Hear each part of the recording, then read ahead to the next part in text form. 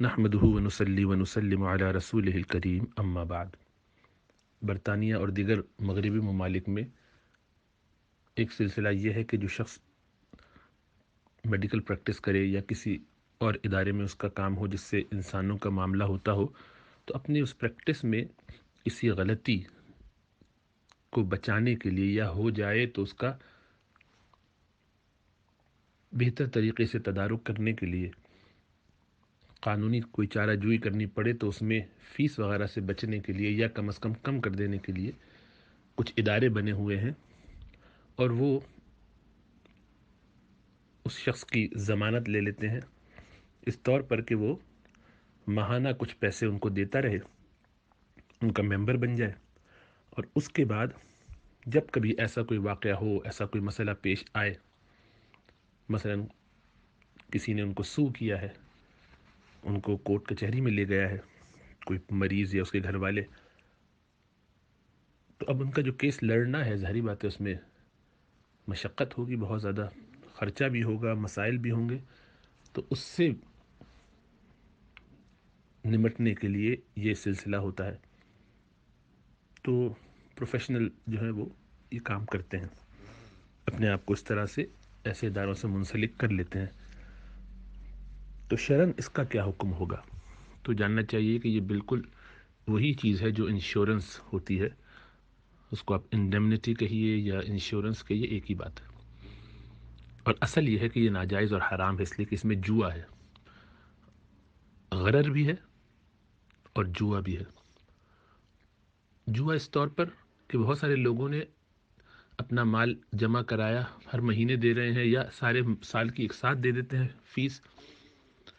اور کئی کئی سال تک دیتے رہتے ہیں اور کوئی مسئلہ پیش نہیں آتا، اور جب آتا ہے کسی ایک کو آ جاتا ہے، ہزاروں میں سے، سینکڑوں میں سے، جو سب لوگوں سے پیسے کمائے ہوتے ہیں اس کمپنی نے، مثلا 1000 ڈاکٹر سے اس نے 1000 روپے لے لیے، تو یہ باقاعدہ آسانی کے ساتھ اس نے 1 ملین پاؤنڈز اپنی جیب میں رکھ لیے۔ اب اس میں وہ اپنا مزے کر رہے ہیں، جو ان کو کرنا ہے، تجارت کر رہے ہیں، ان کی کمائی ہے۔ انہوں نے پہلے سے اس کو رسک اسیس کر لیا ہوتا ہے، یہ بڑی بڑی فرمز ہیں، ایکچوری کیے ہوئے جو لوگ ہوتے ہیں یہ باقاعدہ اس کو اسیس کرتے ہیں، اور بھی بہت سے لوگ، اور بتا دیتے ہیں کہ بھی آپ کی اس فیلڈ میں یا ان کی یہ جاب ہے، یہ اس طرح کی فیلڈ میں ہے، مثلا یہ سرجن ہے تو ظاہری بات ہے اس میں رسک زیادہ ہے، یہ میڈیکل پروفیشنل ہے تو ان کی یعنی فزیشین ہونے کی وجہ سے رسک تھوڑا ان سے کم ہے، اب کوئی ڈرمیٹولوجسٹ ہے تو اس میں اسکن ڈسفیگرمنٹ وغیرہ کا خطرہ زیادہ ہوگا، کوئی اور لیب بیس خالی کام کرتا ہے تو اس کا رسک اور کم ہوگا، تو اس کا اسسمنٹ کر کے وہ آپ کو بتا دیتا ہے کہ آپ سے ہم سالانہ اتنے پیسے لیں گے، اور وہ لوگ دیتے رہتے ہیں۔ اب اس میں سے کتنے لوگوں کے کیسز آئیں گے وہ پورا اسٹیٹسٹکس نکال کے رف صاحب کو بنا دیتے ہیں، اس سے اوپر نیچے ہو سکتا ہے لیکن اچھا تخمینہ اندازہ ہوتا ہے، تو مثلا پتہ چلا کہ ان 1000 میں سے 5 کا کیس ہوگا، مسئلہ ہوگا، اور اگر آپ اندازہ لگائیں گے تو یہ بھی پتہ چل جائے گا کہ رفلی کتنا خرچہ آئے گا آپ کا، تو کہیں گے جناب سب کا کرا کے آپ کو 5 لاکھ پاؤنڈ آپ کے اس میں لگ جائیں گے، سارے اخراجات نکال کے، مثلا یا 50 لاکھ لگ جائیں گے، تو اب آپ اندازہ لگائیے کہ جتنا انہوں نے کمایا اس میں سے یہ سب نکال کے دے دیا، باقی سارا ان کا ہوا، اور وہ شخص جو اس میں شریک ہے اس کو کچھ نہیں ملا، جس نے پچھلے 10 سال 20 سال پیسے دیتا رہا ہے وہ، اور جن سے آپ کو پیسے مل رہے ہیں وہ صرف اس جھوٹی ایشورنس پہ ہے کہ اگر کچھ ہوا تو آپ کو دیں گے، جیسے کہ انشورنس میں ہوتا ہے گھر کی یا مختلف چیزوں کی، تو بالکل ناجائز اور حرام ہے اصلاً۔ بس ایک استثناء اس میں ہو سکتا ہے، ایک تو یہ کہ لوگ دعویٰ کرتے ہیں کہ نہیں، اس کے بعد کورٹ کے جو کیسز ہوتے ہیں تو وکیل نہیں ملتے، وکیل کام کرنے کے لیے تیار نہیں، تو یہ بات درست نہیں ہے، وکیل ملتے ہیں، اور وکیل فیس بہت لیتے ہیں، تو ظاہری بات ہے وہ لیں گے جب کیس ہوگا، تو اس وقت لوگوں کو مشکلات پیدا ہوتی ہیں، تو اس لیے وہ ایسے کاموں سے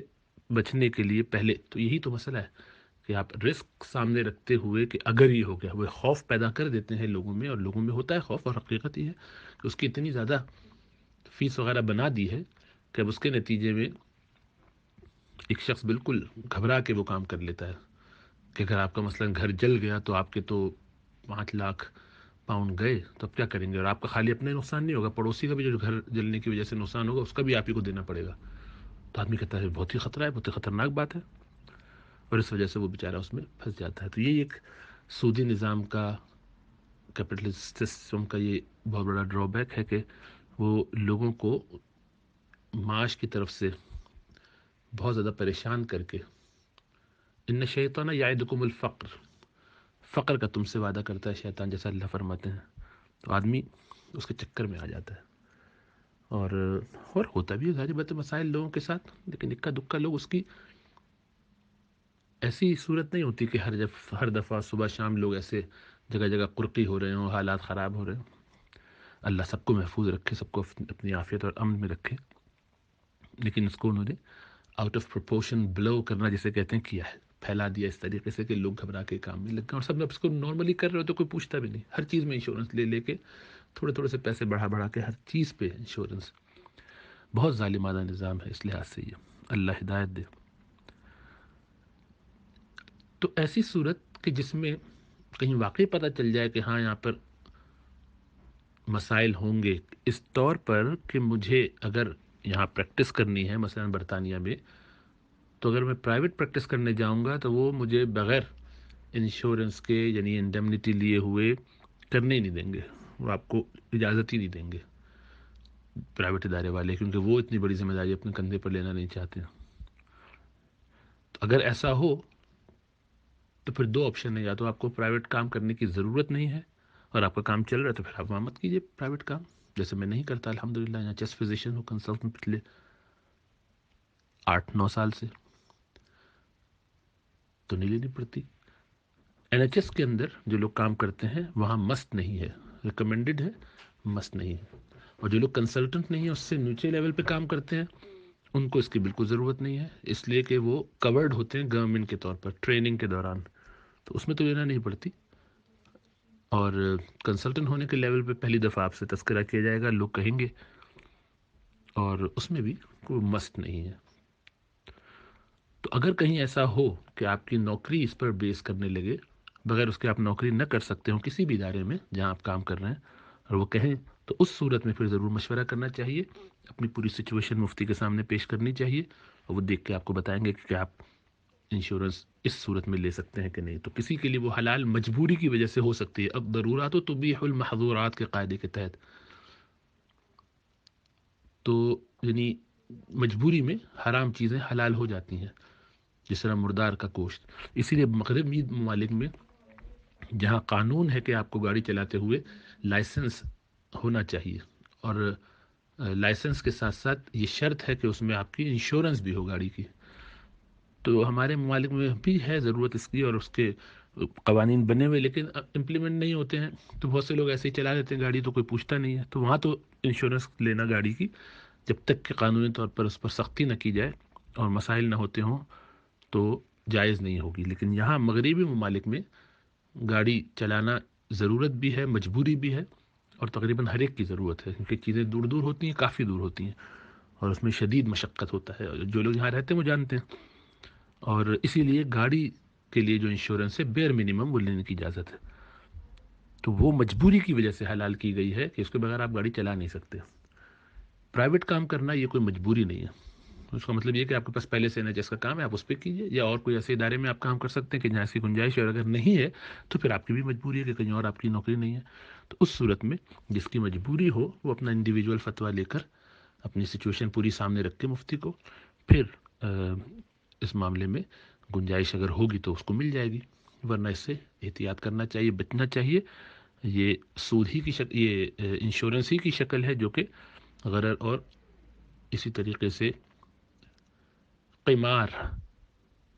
یا میسر عربی میں جس کے لیے استعمال ہوتا ہے، جوا، گیمبلنگ، دونوں صورتوں میں یہ ناجائز اور حرام ہے. اللہ ہم سب کو سمجھنے اور عمل کرنے کی توفیق عطا فرمائے. یہاں الحمدللہ جیسا میں نے عرض کیا، چند ہیں لوگ جو ابھی بھی بغیر اس کے رہتے ہیں، اور پریشانی الحمدللہ نہیں ہوئی، اللہ بچا کے رکھے، عافیت سے رکھے، سب کو محفوظ رکھے، اپنے حفظ و امان میں رکھے، امتحانات سے اللہ ہم سب کو بچائے، آمین یا رب العالمین۔